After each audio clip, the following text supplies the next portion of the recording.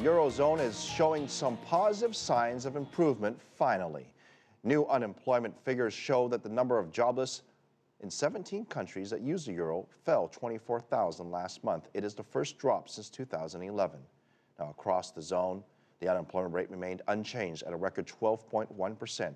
Youth unemployment also remains high, near 24%. In Spain, the number of jobless youth has risen to 56%. And in Greece, it's a depressing near 60% of youth unemployment. Nicholas Economides, professor of economics at Stern School of Business at NYU, better known as New York University, who's also a visiting professor at UC Berkeley, joins us live from San Francisco. Professor, good to see you again, and thank you. Let me start with these numbers for the Eurozone. We talk about it so often, but it's hard to sort of put a personal touch to it. Why are these figures, why are we so obsessed with the unemployment figures out of Europe? And does it mean that things are going to get better or worse, or we just look at them and we just keep scratching our heads as to how to fix it? Well, I think day-to-day or month-to-month figures are kind of hard to put a lot of faith on. I think what's going on there is that we have a recession, a relatively mild recession, and it will take some time to get out of that. And why do we care so much? Because the Eurozone is a very large group of a large percentage of the world economy. That's where we care a lot. Now, additionally, there is, as you mentioned, the issue that in Southern Europe, and especially in Greece, Spain, Portugal, we have very high unemployment. And this percentage of unemployment is so high that needs to be addressed. And so far, we have not seen the politicians in Europe, which is essentially dominated by Northern European politicians in the EU zone, we have not seen them take any measures. Well, I mean, here's my question. You've got 17 countries. The southern half is having a difficult time with the high unemployment rate. We understand that. The northern half is doing a little bit better. Germany sits in the middle. They're doing just fine. Is this a situation where one rule doesn't fit all? I mean, different parts of Europe needs different things to help them. I mean, and that's what the politicians have to do, don't they?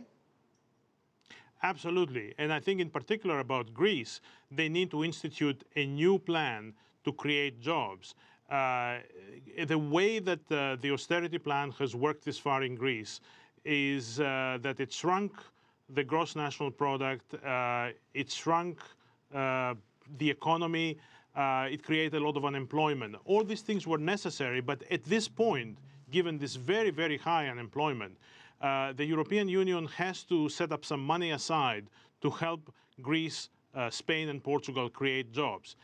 Especially Greece. And I think one way to do it is to allow Greece not to pay interest for a few years on the loans that it owes to the EU area countries.